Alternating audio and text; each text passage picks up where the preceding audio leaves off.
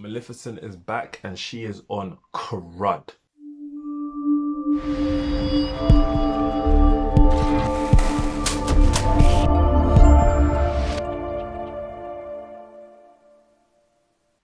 What's going on, party people? I'm joking. What's going on, people? Welcome to another episode of Filmy Thoughts. If you haven't already, click that subscribe button, please. Much appreciated. And you will be kept up to date with all of my new releases. You'll see this face a lot more. I know it's not a good sight. But anyway, I digress. Let's move on. Today's film is Maleficent 2. She was on crud.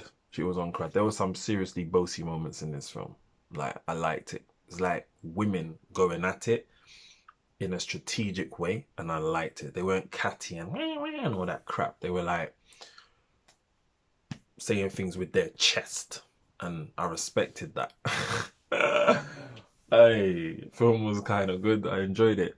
Just another thing, this is the first film I've been to with so Cineworld have this new thing called ScreenX, where the sides of the walls also come up as part of the film. So it's more of a 180 view, which I think is dope. For this film, it was dope. Just a disclaimer. Not the entire film is 180. So there are some scenes that will the walls will then light up with the scenes. And I'm sure as time goes, it will be the entirety of the film somewhere down the line, a couple of years maybe. But anyway, so yeah, I'd recommend watching that in ScreenX. It's cold. Excuse me. So Maleficent's back. She's living her life. She's minding her business, you know. She's looking after the Moors. She's already said to the humans, do not come around here. Do not, because I will finish you. Right? That was in number 1, just in case you guys don't know. Number 2 now. Her little stepdaughter, let's say, is growing up, you know. She's looking for companionship. She finds herself a boo. And he proposes to her. And she's like, Maleficent's like, nah, dog, no, we're not doing that. However, she realizes quite quickly that if I tell her no, I'm going to lose her. But if I say yes, I'm also going to lose her. But we'll still have a connection and a communication and be in contact with one another. So she obviously opts for that option. They're invited to dinner. Little does anyone know is the groom's mother is actually plotting to take over the kingdom and then destroy the Moors' kingdom. Nobody knows this apart from us. So she invites them all for dinner. She insists that Maleficent comes to the human village, or kingdom should I say, and comes for dinner. Maleficent is like, hell no, you lot don't like me. What am I coming there for? But obviously the stepdaughter's like, Mommy, please come. You know, we need to build a bridge here. Bridge the gap. So then Maleficent's like, all right, fine, cool, whatever, let's go. Go to this dinner now. They go to this dinner and the mum, not Maleficent, the mum is like, she's jabbing. She's throwing some jabs here. She's just... But Maleficent, she's not dodging them. She's just like, I'll take them and I'll give some jabs back. So she's jabbing now, jabbing, and they're just going back and forth with their chest. And I was sitting there, I was for it. I was loving it.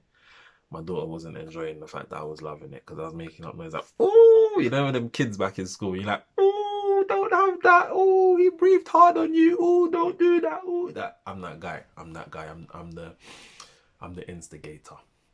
So yeah, I'm sitting there, I'm like, ooh, in the cinema. And Maleficent, she's just not having it. So then at the end, she just says one threat. She says something about, are you that smart? And then she says, am I smart enough for what? And then Maleficent, are you smart enough to be quiet? Like, kind of, I'm paraphrasing. And then the whole place just went quiet.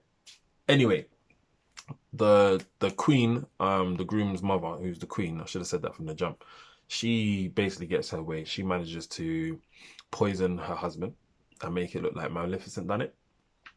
So that was the idea. The whole idea was to rattle Maleficent for her to show her true colours so that then she could poison her husband and say it was Maleficent. not good. But then as Maleficent's leaving, someone kills her or shoots her with iron because obviously she's vulnerable to iron. And then she finds out that someone comes down to save her. She finds out that she's not the only one of her kind. And there's a whole village of them. There's thousands of them. They all live across the world, but they have been hunted by humans over the centuries. So they've all come together, and basically just formed one last pack that is planning to just start dumping humans because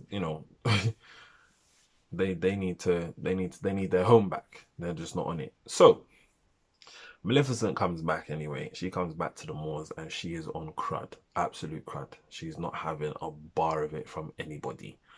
So it was a good watch. It was actually a good watch. I went with my mother and I went with my little one, the Spartan, and I've been going to cinema with my mum obviously since I've been a child, right?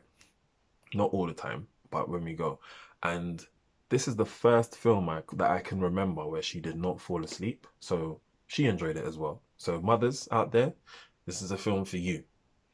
Young bucks like me, this is a film for you. And children like the Spartans, so around 10, 11-ish, this is a film for you. It's a good film. I enjoyed it. I really did. That's it from me. I'm going to give it a 3.5/4 out of 5. I think that's fair because I was entertained for the whole film. I enjoyed it. The only gripe I do have actually, just to bring this up, when Maleficent was shot, she fell into the sea, right? Started to sink to the bottom of the sea, and then out of nowhere, someone like her came and got her. Now, my issue with that is, how did you know Maleficent needed you? How did you know where she was?